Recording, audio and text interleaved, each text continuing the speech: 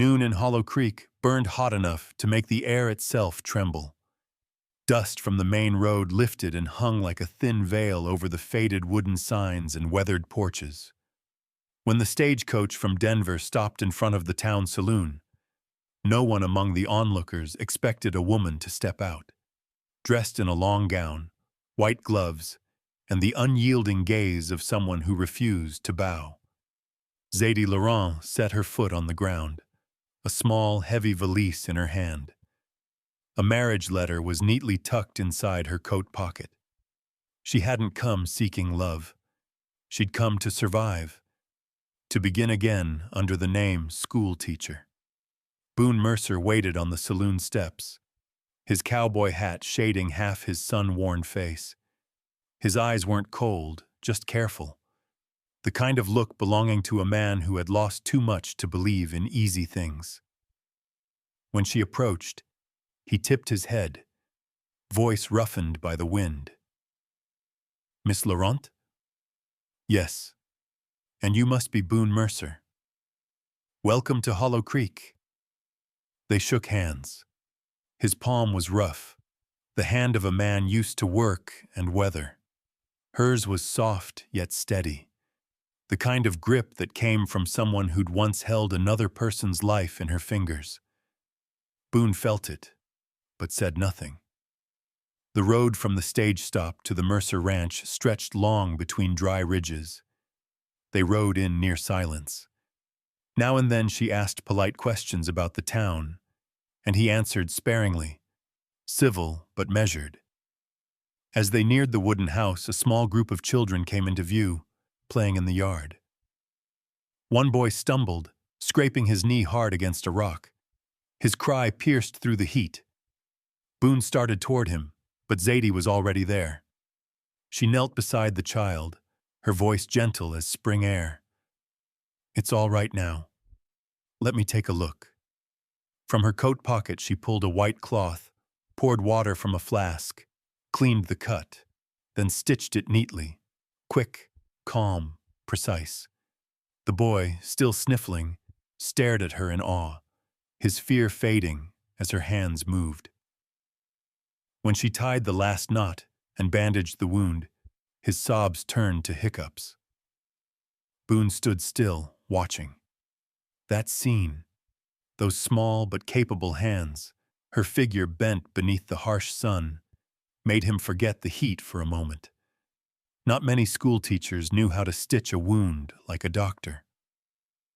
"All done," she said softly, brushing off her hands. "Keep it dry for 3 days, then remove the thread." The boy's mother thanked her over and over. When Zadie climbed back into the wagon beside Boone, silence followed again. Heavier this time. Zadie stared ahead, her chest tight. Every time her fingers brushed a needle or thread, her heart flinched with the same old fear, that someone might see through her disguise, might know she wasn't just a teacher, but a woman once stripped of her title as doctor. After a long stretch of road, Boone finally spoke, his voice slow and low. "You work fast. Around here, only the town doctor stitches like that." She smiled faintly, gripping the handle of her valise. "I studied a bit of medicine once, but I wasn't brave enough to be a doctor." Boone turned to glance at her just briefly. In his eyes flickered a quiet doubt, one he didn't bother to hide. Boone Mercer's house stood a mile beyond the town's edge, resting against the gentle slope of a hill where the prairie wind blew cool. A quiet, mournful kind of wind, like a prayer that had never been answered. When the wagon stopped, Zadie looked around. The land was vast and empty, filled only with the whisper of grass and the creak of a barn door swaying in the breeze.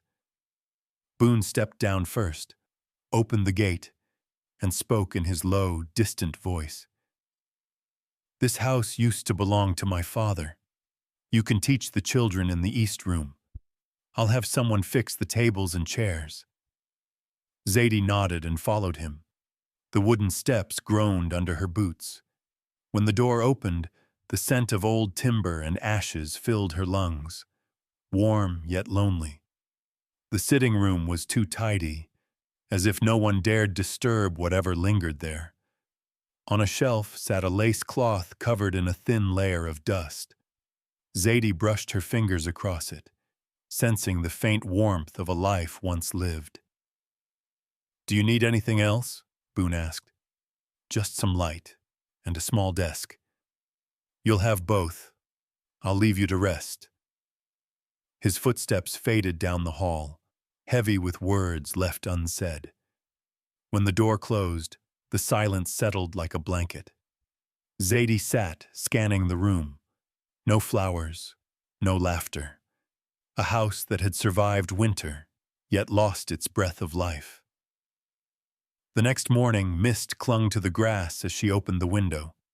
A cluster of neighbor children stood on the porch, farm kids with patched clothes, bare feet, and bright, curious eyes. She smiled and invited them in. Their first lesson unfolded in that small room, sunlight spilling across attentive faces. Zadie taught them to read and write, then spoke of the world beyond the mountains, of oceans, ships, and wonders too wide for their imagination. Boone watched from the doorway, one shoulder against the frame. Her voice had a way of quieting the restless. Even the wildest boy sat still, drawn to her tone as though she were weaving a spell. But Boone saw more than a teacher. He saw someone who had stared at the fragility of life, in the way she laid a hand on a coughing child's shoulder, in the careful way she folded a sheet of paper, like closing a wound. That afternoon, Zadie went to draw water from the well. Boone was behind the barn, sawing wood, sweat darkening his collar. She walked over and handed him a tin cup. He looked up, the sun caught in her dark brown eyes, calm yet fathomless. "Thank you," he said, drinking deep, then added quietly, "Don't you ever feel lonely out here?" "No, just strange. But strange isn't as frightening as staying where no one believes in you." Boone nodded. He didn't ask more. He knew that feeling well. The days fell into a rhythm, two lives coexisting in silence. Zadie taught, washed, tended a few herbs by her window. Boone worked the stables, each evening stacking firewood by her porch. They rarely spoke, but every small act carried its own quiet kindness, a language beyond words. One evening, after the children left, she heard music drifting from the porch, a guitar, low and wistful. Boone sat against a post, his fingers moving slow. Zadie lingered by the doorway, listening. The tune, simple yet aching, softened the walls she'd built inside. When the song ended, Boone said, "You tell stories like someone who's studied medicine. Folks say doctors need a voice that makes people trust them." Zadie smiled faintly, hiding her hands as they tightened in her lap. "Maybe I just learned how to soothe those who are afraid." When the night deepened and Boone returned to the main house, Zadie sat by the oil lamp long after. Crickets hummed outside, the wind slipping through the wooden eaves. She drew her valise from beneath the bed and opened it slowly, as if light itself might wake what she'd tried to bury. Inside lay a small, velvet-wrapped box. She lifted the lid. Old instruments rested there. A scalpel, clamps, suture thread, bottles yellowed with age. Her fingers trembled as they brushed the steel. The memories struck like lightning. The glare of the operating lamp. A man's voice shouting, "You killed my wife!" The cold hammer of the medical board's gavel. She closed the lid, holding it on her knees, breathing slow. Outside, the wind carried the scent of dry grass. For a heartbeat, she thought she heard Boone calling to his horse, low, steady, familiar, anchoring her back to the present. Zadie stroked the wooden box and whispered, "Here, I'm just a teacher." But her hands, no matter how she hid them, were still the hands of a woman who had once saved lives. And soon Hollow Creek would make her use them again. The spring wind that year came colder than it should have. Gray clouds pressed low over Hollow Creek, sealing the valley in damp air that carried the scent of rain and long-kept grass, a heaviness that made every breath feel slow. That morning, Zadie was grading her students' papers when the door burst open. A farm woman stumbled in, face pale with fear. "Miss Laurent, please help me. My boy. He can't breathe. Dr. Carter says the road's too bad to travel, not in this weather." Zadie froze. Something deep within her stirred. That instinct she had spent months trying to bury, the one born in the bright, sterile rooms of hospitals, under the weight of lives hanging by a thread. But fear followed close behind. If anyone learned who she truly was, everything she had built here would vanish like smoke. Still, she rose. "Take me to him." The farmhouse sat at the end of a muddy road, cramped and damp. The child lay on the bed, face flushed, breath rasping in short, harsh bursts. His mother knelt beside him, trembling in prayer. Zadie slipped off her coat, washed her hands, and drew from her satchel the small glass vials she had carried, but never dared touch since leaving New Orleans. She propped the boy upright, listened to his chest. His lungs crackled, wet and heavy, pneumonia and bad. Without intervention, he wouldn't see sunrise. "I need boiling water, clean cloths, and warmth," she said. The woman nodded, tears spilling freely. Zadie worked without pause. She brewed medicine from the herbs she'd grown by her window, mixed in peppermint oil and alcohol, massaged the boy's chest, laid hot cloths across it, and taught the mother how to breathe gently with him so his lungs would open. She didn't know Boone was standing outside the door. He had returned from hauling freight and noticed her horse tied at a stranger's fence. He'd meant to ask why, until he heard the coughing and the soft, commanding calm of her voice. He stepped closer to the half-open door and saw her kneeling by the child, hair loosened from its bun, hands firm on the boy's chest, face lit by lamplight, focused and unshaken. Those hands moved with precision. Those eyes did not flinch. This was not the first time she had stood between life and death. Boone stayed there a long while, silent, until the child's breathing steadied and the rattle faded. Zadie wiped the sweat from her brow, washed her hands again, and told the mother how to steam the room, how to feed the boy water in small sips. When she turned, Boone was at the doorway, his face shadowed by the flicker of the lamp. Her heart slammed against her ribs. "You followed me?" He shook his head. "I came looking for you, but I think I just saw something no one else has." She bit her lip, gathering the bottles. "I only help when no one else will." He said nothing, just studied her with that slow, thoughtful gaze. "The boy, will he make it? Maybe, if he gets through the night. Then I'll stay. I'll keep the fire going." The words were simple, solid, and they softened her chest like a hand laid gently over her heart. Boone chopped wood, stoked the flames, carried boiling water. He asked no questions, made no judgment. Inside that small room, the steam rose thick, and the two of them worked side by side as if they'd done it 100 times before. Near midnight, the fever broke. The boy slept easy, his breathing light. Zadie slumped against the wall, drained. Boone sat beside her and handed her a wooden cup. "Drink." Their hands brushed, a fleeting touch, but the air seemed to still around it. "Aren't you afraid of me?" she whispered. Boone met her eyes. "Afraid of what? You just saved a life." "But if they knew I once—" "Enough," he cut in. "If it happens again, do it here. I won't say a word." She lowered her head, unable to thank him.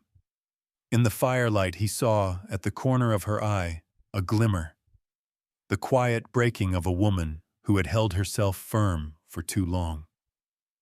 By morning, the mist lifted from the fields, and the sky washed clean to blue.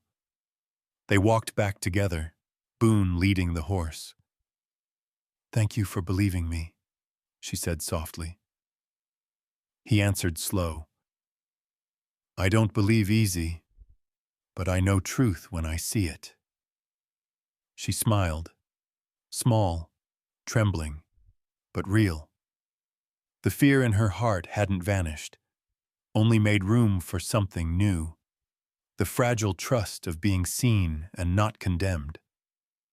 At the end of the road, sunlight slanted over their shoulders, two quiet figures crossing the valley, carrying a secret, and the beginning of something neither dared to name. The storm came faster than anyone expected. By late afternoon, the sun was still burning hot, but by dusk, the horizon had turned black with clouds. Wind howled through the barn rafters, carrying dust and dry leaves in wild spirals. Boone ran out to secure the stable doors while Zadie fought to latch the windows of the small cabin. By the time she slammed the last one shut, the rain had begun. Heavy, punishing drops that hammered the roof like stones. "This one'll last all night," Boone said, his voice raised over the storm. Zadie nodded, her hair damp against her neck. "I've never seen one hit this hard." "That's the West for you. When it comes, there's no hiding from it." The wind grew fierce enough to make the walls tremble. Boone added wood to the fire, and the flicker of flame threw sharp lines across his face, carving his jaw in light and shadow. They sat at opposite ends of the table, neither speaking. Only the crackle of the fire and the thunder outside filled the space, the rhythm of the storm beating like the slow heart of the land itself. Near midnight, Zadie began to shiver. She stood to add more wood but swayed, her vision blurring. Boone caught her before she could fall, his hand firm around her waist, warm through the fabric. "You've got a fever," he murmured, pressing his palm to her forehead. "You're burning up." She tried to smile, lips cracked and pale. "Just tired. A little chill, that's all." He helped her to the bed, pulling a blanket over her trembling body. Then he searched the room for anything that might help. "Do you have medicine?" Her voice came faint through the haze. "Yes, in the valise under the bed. There's a wooden box." Boone knelt, dragging the case into the light.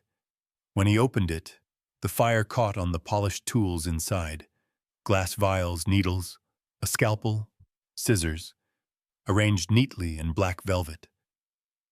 Among them lay a folded paper, edges worn soft with time. He lifted it. "Medical license. Dr. Zadie Laurent, Tulane University, New Orleans." For a moment he just stared. The truth he had suspected for weeks now glimmered before him, undeniable and painfully real. He held the paper longer than he should have, then quietly set it back where it belonged. He said nothing. Instead, he soaked a cloth in rainwater, wrung it out, and laid it across her forehead. His rough hands, the hands of a man who had spent his life taming the land, moved with surprising gentleness.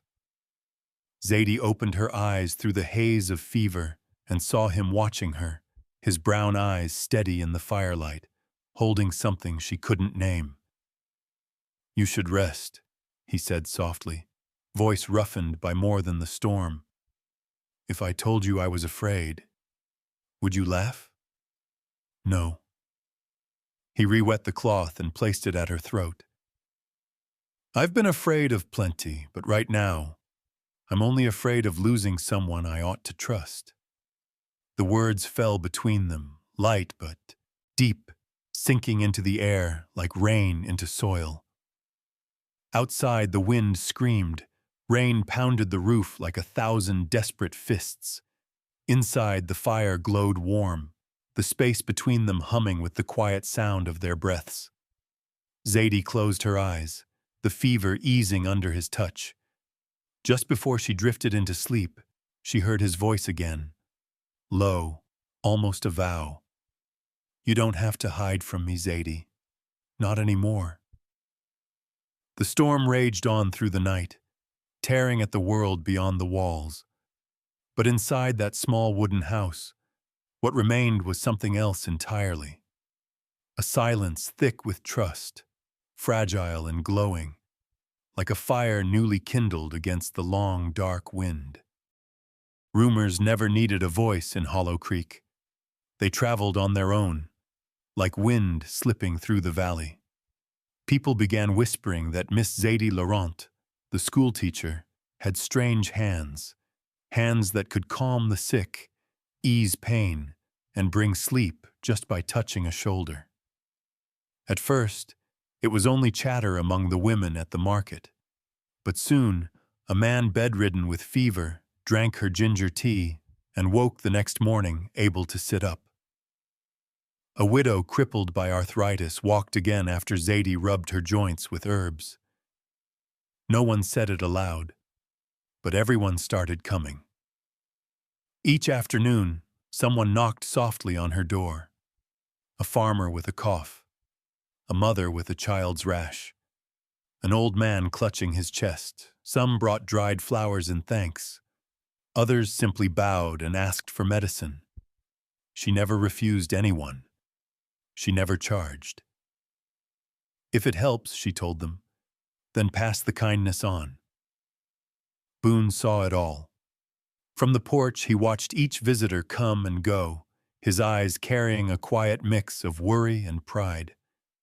One evening at the saloon, someone drawled through a grin, "Can't tell if that teacher's a healer or a witch. Heard she uses Indian potions." Boone set his glass down, his tone low but iron steady. "She saves people.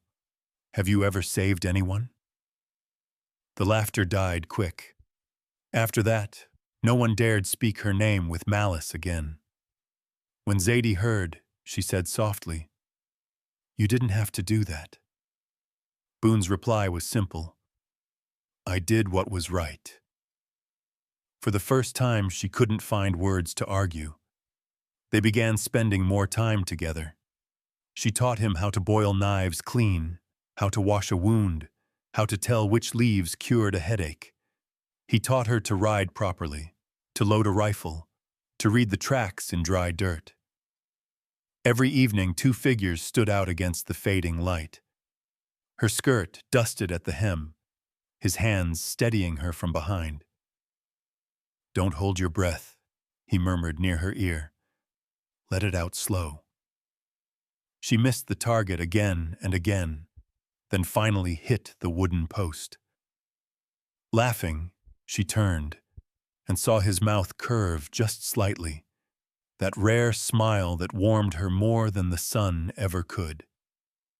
They never spoke of the past, not of her license, not of what she had lost. Yet each time she lifted a kettle, he was there with clean towels. Each time she returned weary, a cup of tea waited by the window. It all felt like a life already lived, only newly remembered. One evening, the wind rose cold. She'd stayed late teaching and came home to find the porch lantern glowing. Boone stood there, holding a heavy coat. "It's colder now," he said. "I'll be fine," she replied, smiling faintly. Still, he stepped forward, carefully draping it over her shoulders, his fingers fastening each button one by one. When his hand brushed the base of her throat, unintentional, brief, her heart faltered. He stopped at the last button, his gaze still fixed on Tihasun, her face. They stood close enough to hear each other's breath, to catch the scent of damp grass and wood smoke between them. "Boone," she began, not even sure what she meant to say. He answered quietly, "Just making sure you're warm." The moment held, still, fragile, endless. Zadie didn't move. She only nodded, barely, afraid even the smallest sound might break it. Boone stepped back slowly, as though retreating from a dream. When he turned away, she remained where she was, one hand resting over the row of buttons, over the trace of his warmth still caught beneath the fabric. Outside, the valley wind swept through the dark, whispering across the fields. It sounded like something beginning, something neither of them yet dared to name. The summer fair arrived after a week of relentless heat, when all of Hollow Creek seemed to exhale in relief. By morning, flags and lanterns lined the main road. Tables were set in long rows, and the air was rich with the scent of cornbread and spiced cider drifting across the square. Boone came by her house at dusk.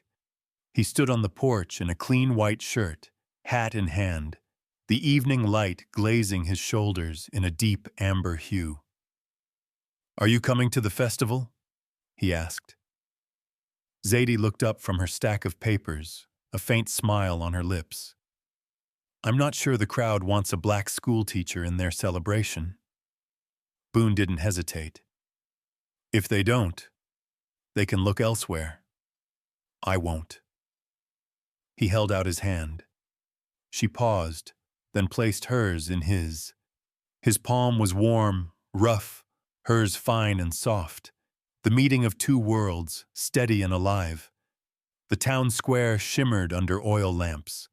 Fiddles and laughter mingled with the steady beat of boots on wooden planks. Boone guided her through the crowd, curious eyes, hushed murmurs, but he paid them no mind.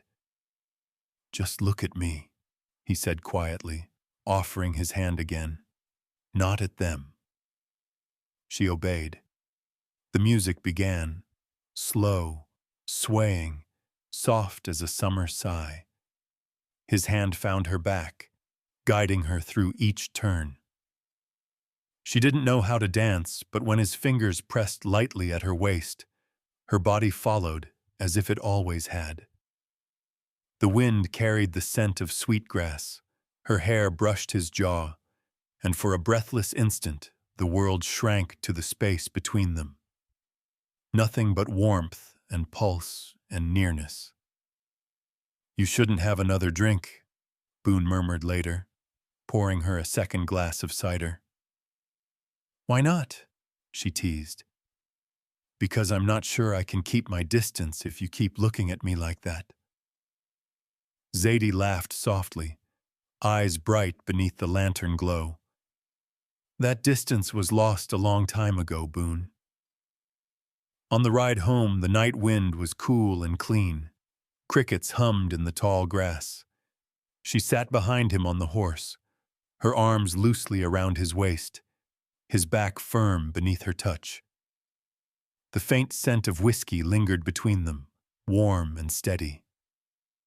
By the time they reached the ranch, mist had settled over the fields, and the moonlight broke into silver across the roof.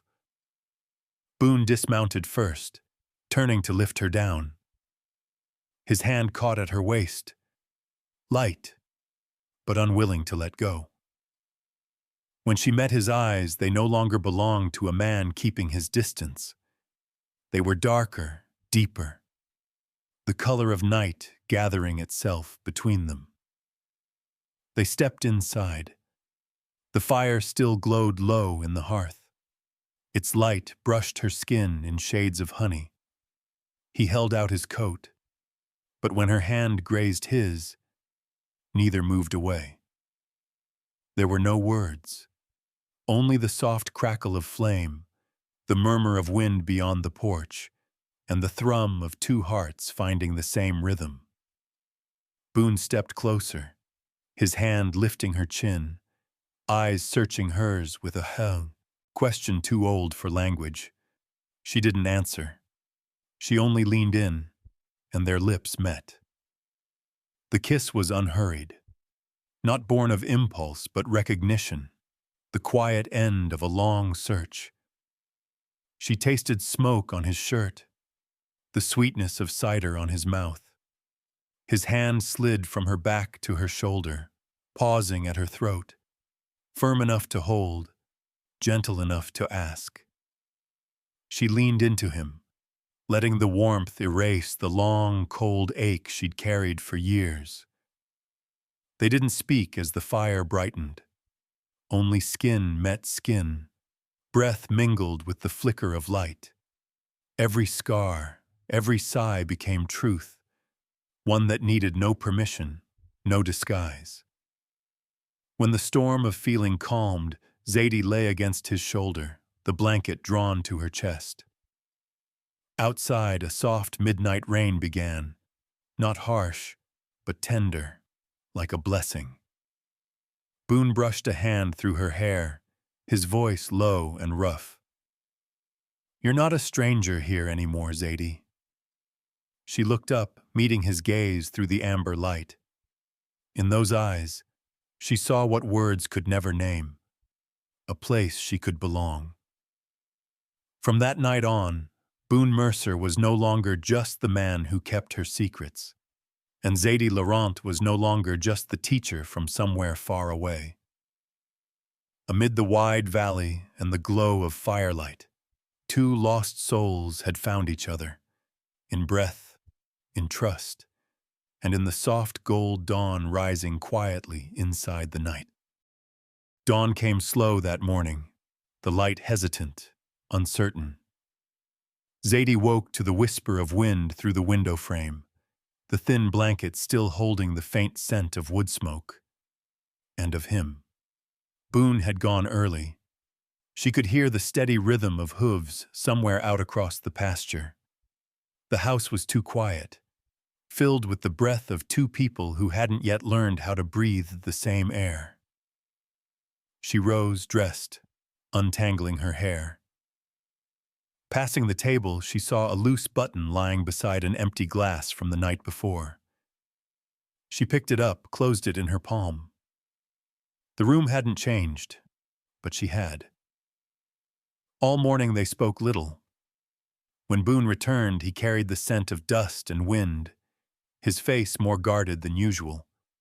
She started to pour coffee, but before she could speak, another sound cut through the calm. The unfamiliar clatter of hooves stopping at the gate. A man dismounted, thin in a long dark coat, hat pulled low. "Excuse me," he said, voice casual but eyes sharp. "I'm looking for Miss Laurent, or should I say, Dr. Zadie Laurent." The words dropped like a stone into still water. Boone turned, his gaze shifting to her. Zadie froze, the tremor in her hands making the cup rattle. The man smiled, cold, knowing. "I saw you once in New Orleans. Your story made quite a name for itself. The lady doctor who lost her license after a patient died on her table. Never thought I'd find you here." Boone stepped forward, his voice low and dangerous. "Get out." The stranger shrugged, tipping his hat. "Just saying what folks are bound to find out sooner or later. Out here they think she's a saintly teacher. But once the truth comes..." Zadie didn't let him finish. She moved past Boone, wind whipping her skirt around her legs. "You should go," she said, her voice steady, almost calm. "Whatever you know doesn't change what I'm doing here." The man gave a dry laugh. "Maybe. But people don't forget the past so easily, Doctor." When his figure disappeared over the hill, the silence he left behind was heavier than the accusation itself. Zadie stood still for a long moment before turning back. Boone hadn't moved. His eyes were dark, unreadable. "Boone," she began, her voice trembling. "Is it true?" She nodded once. "I was a doctor, and yes, someone died on my table." He clenched his fists. "Why didn't you tell me?" "Because you'd see me differently. And how should I see you now?" The question struck clean and sharp. Zadie looked away, her eyes on the wooden floor where the sunlight crept in thin gold lines. "I wasn't trying to deceive you. I only wanted to start over. This was the first place that didn't ask who I'd been." Boone stepped closer, his voice quieter but harder. "So you came here to live again, or just to run?" She froze, the word run cutting deeper than she expected. "I don't know anymore," she whispered. "Maybe both." He stared at her for a long time. The anger had faded. What remained was disappointment, silent, heavy, and far more painful. He reached for his coat. "I need some air. You should rest." "Boone, I just don't know which one to believe. The woman I saw last night, or the one the South condemned." The door shut behind him. Wind slipped through the cracks, stirring a handful of ashes in the hearth. Zadie sat at the table, her face buried in her hands. Outside, the sound of hooves faded slowly into the distance, swallowed by the wind moving through the willows. The warmth of the night before vanished faster than she'd imagined. She knew Boone wasn't a man of anger. He rarely raised his voice. But the look in his eyes when he left, heavy with doubt and something unspoken, hurt worse than any accusation. They had crossed a line together, only to retreat on opposite sides of it by morning. Last night, they had touched each other in trust. This morning, a single sentence had wrapped them in frost. Zadie opened the window. The sky was pale blue, thin clouds drifting like fragile glass. It should have been a comforting light, but it wasn't. Inside her chest was a hollow space, just large enough to hold his uncertainty and her own fear that, once again, she might lose the one thing she'd dared to believe in, the faith of a man who had once seen her for who she truly was. News of the mine collapse spread through Hollow Creek like wildfire. Some said there were injuries, others swore someone had died. But when Zadie heard Boone's name, her heart clenched tight. She didn't think. She didn't hesitate. She just reached under the bed for the wooden case she'd sworn never to open again, and ran. The road to the mine was rough, littered with stones. Wind carried the smell of pine sap and dust.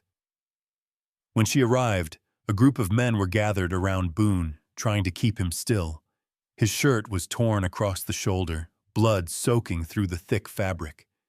He was conscious, but pale, breathing hard, sweat cutting lines through the dirt on his face. "Stay back," someone shouted. "You're a teacher, not a doctor." Zadie didn't stop. "He's bleeding too fast. If you don't let me help, Boone will be dead before Carter gets here." The foreman, Jim, the head miner, hesitated. He looked at Boone, then at her. Boone's voice came out rough and strained. "Let her do it." That was all it took. No one dared argue after that. Zadie knelt beside him and opened the case. The old instruments glimmered faintly in the afternoon light. Her hands shook as she cut away the torn fabric, revealing a deep gash running down his shoulder. Not fatal, but bad enough to make her chest tighten. She cleaned it, sterilized the wound, laid out the clamps and needle. Boone clenched his jaw, his brow slick with sweat. "Look at me," she murmured. Don't look anywhere else." He obeyed. Their eyes met. Fear, trust, and something deeper neither dared name. The first stitch pierced his skin. Boone gripped the fabric beneath him. No sound, but the rasp of his breath. Zadie bit her lip. Tears slid down her cheek and fell onto the open wound. "You crying?" he managed between gasps. "Don't talk," she said softly. "Just stay with me." She worked slowly, every motion precise, controlled. Her hands trembled, but the stitches were clean and straight. Around them, voices murmured. Doubt, curiosity, whispers of judgment. Zadie heard none of it. The only sound that mattered was his heartbeat, faint and stubborn, beneath her fingertips. When the last stitch was tied, she pressed a bandage into place and sat back hard, breathless. The sunset bled across the ridge, washing her face in light and dust and sweat. Boone blinked his eyes open, managed a crooked smile. "Guess you went and saved me again." Her voice broke. No guessing this time. A gust of wind swept through the clearing, carrying the scent of cut timber and grit. The others fell silent, watching. In that stillness, Zadie knew. There was no hiding now. The secret she'd buried had been carved open, just like his wound. By evening, they brought Boone back to the ranch. She stayed behind to clean up, then followed as the sky turned gold to gray. When she reached the gate, a crowd had gathered. Faces she knew too well. Some pointed, others folded their arms tight. Mrs. Patterson's voice cut through first. "So it's true. She's no teacher. She's that doctor who lost her license." "Can't trust someone like that," another man called. "She lied to us all." Zadie stood still, the wooden case still clutched in her hands. She was too tired for anger, too drained for defense. The same people she'd healed now looked at her as if she carried disease. "I never lied," she said quietly. "I only helped when help was needed. If that's a crime, then I'll answer for it." Silence fell, until the door behind her opened. Boone stepped out, arm bandaged, face pale but eyes clear. "None of you were there," he said, his voice low but steady. "None of you saw what she did. If this is what you call wrongdoing, then God help us all. We need more sinners like her." The crowd stilled. Boone turned toward her, his gaze softening. "Zadie, come inside." She climbed the steps, her chest tight. The wooden case felt heavier than iron, not for the tools it held, but for the truth that could no longer be hidden. That night, wind whispered through the cracks in the window, carrying the scent of medicine and pine resin. Boone slept in the next room. Zadie sat by the hearth, watching the flames flicker low. By morning, the town would talk. They would doubt. They might even turn her away. But she felt no regret. Because if given the choice again, she knew what she'd do. She'd open the box. She'd save him, even if it meant losing everything else. The morning of the hearing broke gray as ash. The whole town of Hollow Creek gathered at the courthouse, a small wooden building in the square, a white flag fluttering weakly above its roof. The air was thick with dust and the stale scent of rain. Zadie climbed the steps with her wooden case clutched tight. It was more than evidence. It was the weight of her entire past.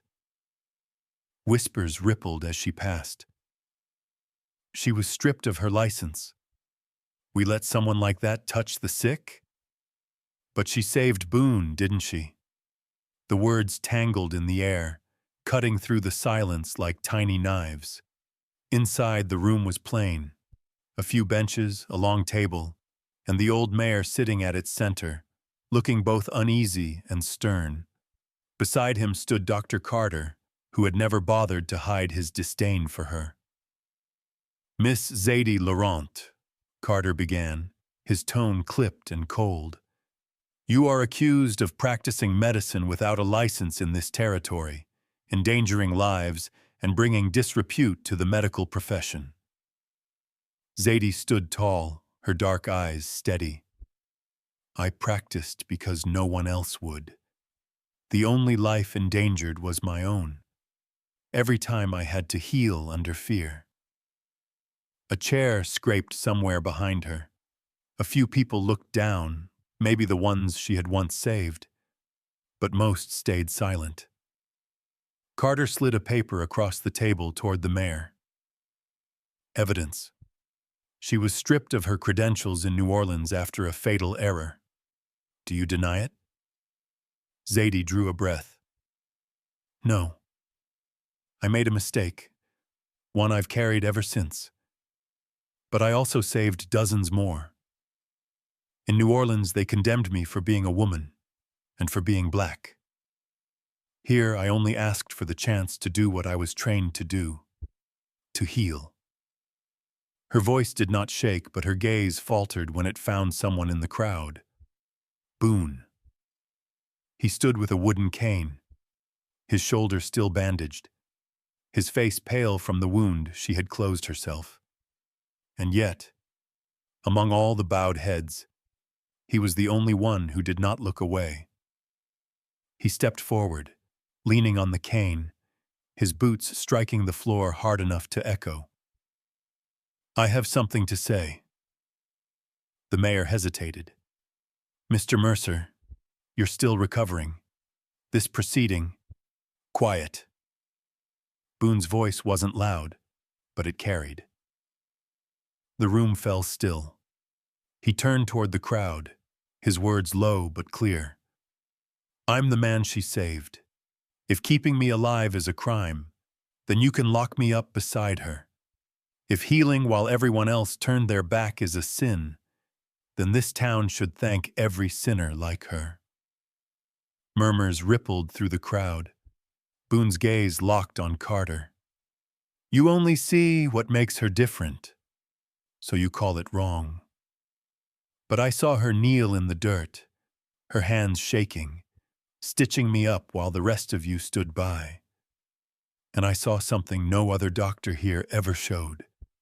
Courage enough to fight for a life, not for reputation." Zadie couldn't stop the tears. They came quietly, streaking her cheeks as Boone crossed the room.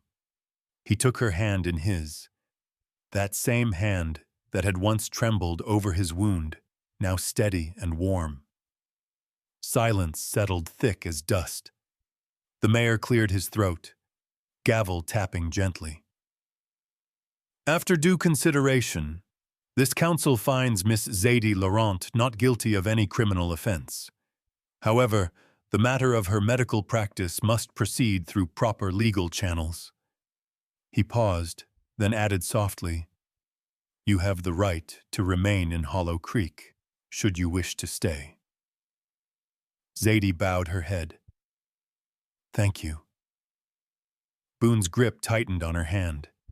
He expected a smile, but she only turned toward the sunlight streaming through the window, bright enough to sting the eyes.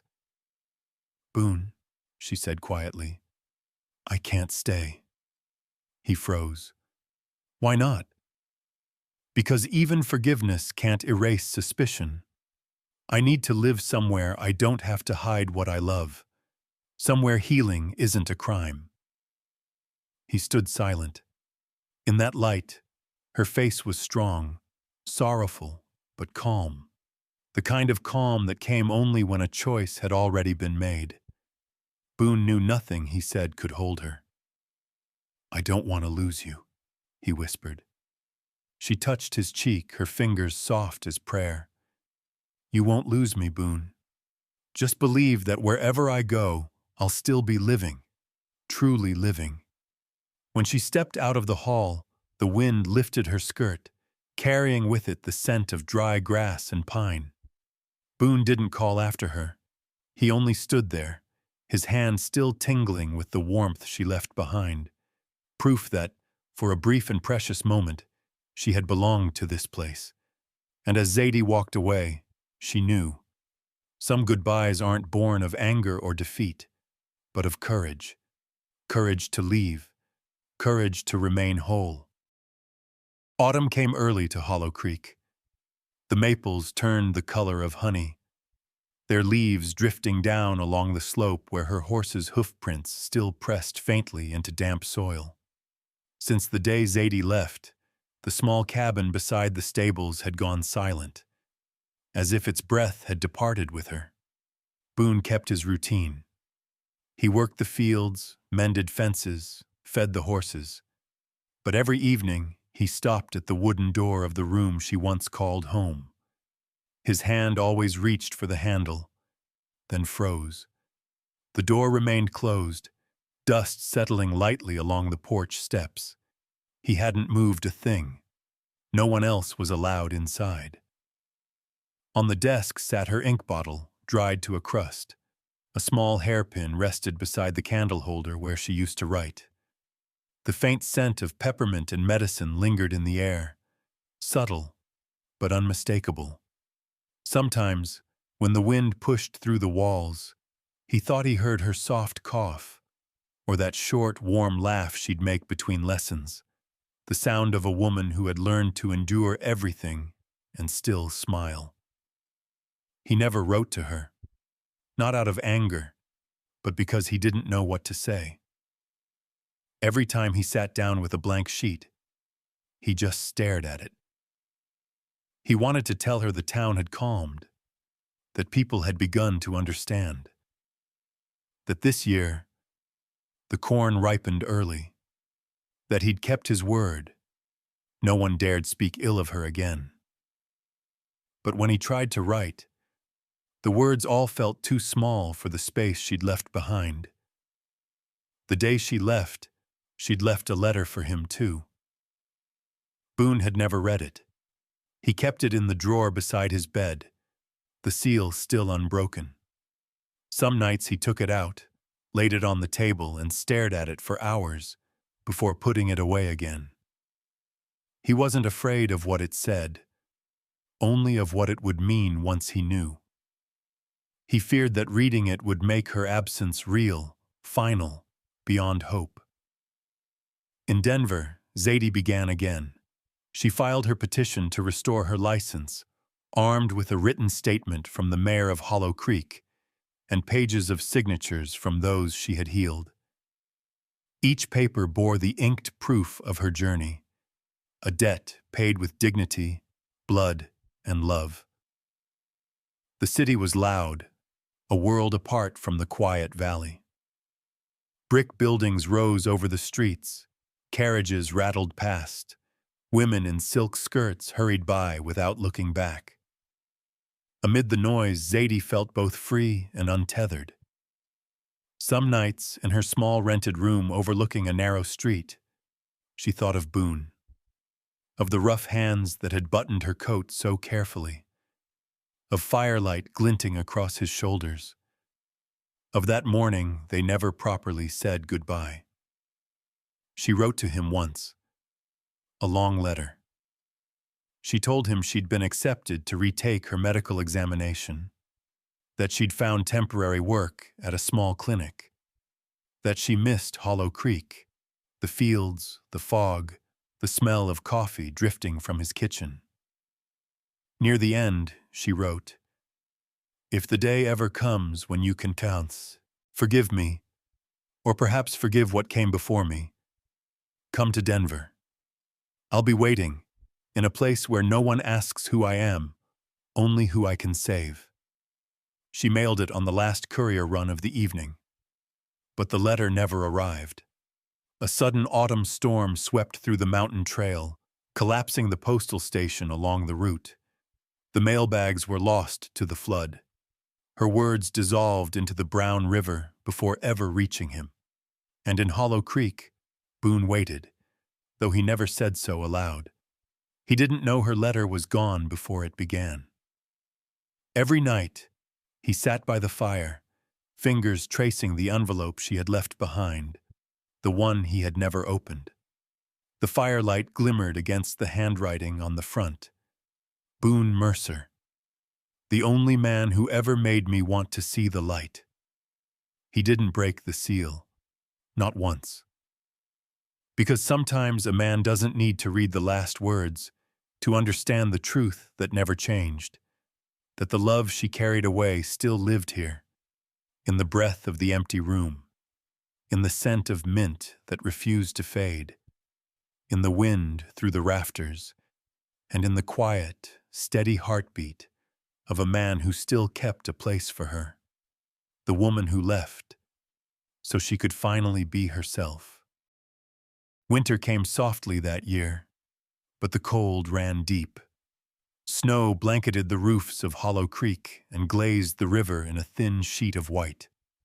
Horses moved slower, townsfolk huddled beneath shawls, and the name Zadie Laurent had long become a fading rumor, until one morning in December, when a gray stagecoach stopped in the square. The door opened, and a woman stepped down. She wore a long coat fastened with silver buttons, her hat tilted low. But no one could mistake her. The stillness of her stance, the quiet authority in her eyes, the voice that broke the cold air with calm. "Good morning," she said evenly. "I'm Dr. Zadie Laurent. I've been reinstated by the Colorado Medical Board, and I'm here to open a clinic." For a moment, the whole town froze. Faces turned, whispers rose, then fell away. Dr. Carter, older now, thinner, the edge in his eyes worn down by time, removed his hat and nodded awkwardly. "If you need a place to begin," he said, "you can borrow my old surgery room." Zadie smiled, gentle as ever. "Thank you, but I think I'll start right where I left off." The small wooden cabin at the edge of town was repaired and painted anew. A simple sign hung over the door. Dr. Zadie Laurent, Medical and Herbal Practice. When the wind caught it, scattering snowflakes into sunlight, the gold letters shimmered, and people stopped to read. The children came first, wide-eyed, giggling at the jars of herbs. Then the women she'd once treated. Then even those who had once doubted her. No one said the word forgive. They brought bread, or a bundle of firewood, or tea leaves wrapped in paper. "Just to welcome the doctor back," they said. Zadie never spoke of the past. She only smiled and shook their hands, her heart steady and full. That evening, after the last visitor left, she sat alone by the fire. The smell of medicine and pine filled the room. Outside, the light was fading into the hush of snow. She heard the door open, then close again, quietly. Boone stood there. He hadn't changed in essence. Still tall, still calm, but there was a new weight in him. The streak of gray at his temples caught the glow from the fire. He looked around the room as if to be sure she was truly there. "Are you here for a consultation?" she asked softly, her voice steady though her pulse wasn't. "No," he said. "I came to see if what people said was true." She smiled faintly. "So they still talk about me. They say you came back with a license, that Denver restored your name, that even those who condemned you now bow their heads." She nodded once. "It's all true." "And you?" he asked, stepping closer. "Are you true, or just another version of Zadie Laurent?" Her eyes met his, and for the first time in a long while, she saw herself reflected in someone else's gaze, smaller than she remembered, but unshaken. "I'm real," she said quietly. "As real as the scars on these hands, as real as the nights I spent writing letters you never received." Boone said nothing for a while. Then he reached into his coat pocket and set something on the table between them. In the firelight, it gleamed faintly. A small silver ring, old but carefully polished. "This was my mother's," he said slowly. "I meant to give it to you before you left." Zadie stared at it, her throat tightening. The memories rushed in. The warmth of firelight, the scent of mint and smoke, his voice calling her name against the wind. "Boone." He lifted his eyes. "If you're not running anymore," he said, voice rough, "will you stay?" The room went still. The fire cracked. Snow tapped against the window. Light played across her face, turning her eyes into liquid amber. Zadie stepped closer. Her fingers trembled as she touched the ring. "Do you know," she whispered, "that of all the places I've been, this is the only one I ever wanted to begin again?" Boone's smile came slow, tender, tired. "I only know one thing. I've been waiting through the longest winter of my life." She didn't answer. She just took his hand, placed the ring in his palm, and closed his fingers around it. "I didn't come back to be kept, Boone. I came back to choose, and I choose to stay." Outside, the snow kept falling. Inside, the fire popped softly, painting their shadows onto the wall. They stood close, not speaking, not needing to. Because in that silence, something truer than any promise settled between them, that some people leave only to find the road home again. Spring came late to Hollow Creek that year. The snow melted slow, but sunlight returned early, spilling gold over the valley. Along the southern fields, wildflowers bloomed in bright yellow clusters, like tiny lanterns announcing something good was on its way. Their wedding was simple, yet everyone came. Mrs. Patterson brought biscuits still warm from her oven. The miners, the schoolgirls, the mothers Zadie had healed, all arrived with small gifts and well wishes. There was no white gown, no church bell, only Zadie in a pale blue dress and Boone in his old brown coat, standing beneath a willow arch. The breeze teased loose strands of her hair, and when the pastor spoke the blessing, Boone took her hand and held it tight. In his eyes was a light no vow could equal, the quiet certainty of two souls who had lost and found each other again. The old wooden house where they had once taken shelter from storms had been rebuilt. A new sign hung by the porch, Mercer Clinic. The cabin became a clinic, a classroom, and a home. Each morning, the sound of hooves drifted in from the road, patients arriving from nearby farms. Boone met them at the door, steady and kind, while Zadie, in her white apron, prepared medicine and guided the young women she trained. "You don't have to be a doctor," she told them, "but you can still learn how to save a life." Boone helped in quiet ways, splitting firewood for the stove, hauling supplies from town, building beds for those who stayed the night. On crowded days, he brewed coffee himself, carrying it carefully from room to room. Folks began to call him Mr. Boone from the clinic, and no one smiled prouder than he did when they called her Dr. Mercer. In the evenings, when the last patient had gone, they sat together on the porch. Boone read aloud the letters that came from far away. A mother thanking Zadie for saving her newborn. A miner whose crushed hand now worked again. A young woman studying medicine in Denver who wrote, "You taught me that healing isn't a job of the hands, but of the heart." Boone folded the letter with a grin. Zadie sat beside him, mending the old coat he'd worn the first day they met. Her fingers moved in slow, patient rhythm, each stitch neat and sure, the same way she had always worked. You once said healing was a sin, she murmured, her smile soft. Boone's eyes crinkled. Now they call you a doctor. She looked up on. And you? He shrugged, still smiling. I just know you never healed a heart wrong in your life. Zadie laughed quietly, and Boone watched her. The woman who had once stood alone against a world that doubted her, now sitting in the home they'd built with their own hands. The late light brushed her hair in tones of gold, and for a moment, the whole world felt still. As the sun dipped behind the hills, a warm glow spread across the porch, over their faces, and the sign above the door.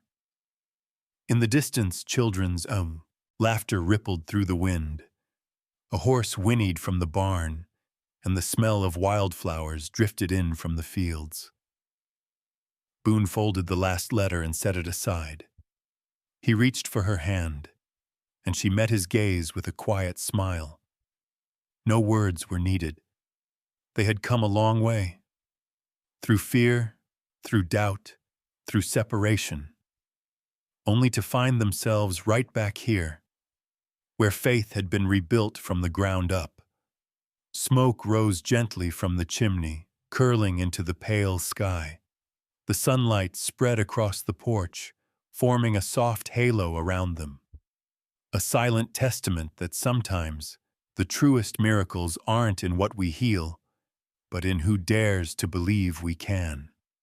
Hollow Creek was peaceful once more, and in the little wooden house at the end of the road, two people who had once been lost sat side by side in the amber light, a living symbol of love restored and of trust reborn. If this story warmed your heart, leave a comment and tell us what moment stayed with you most in Wild West love stories. Don't forget to like, subscribe, and share, because somewhere out there, someone may still be trying to find their own way back to hope, just as Zadie and Boone once did.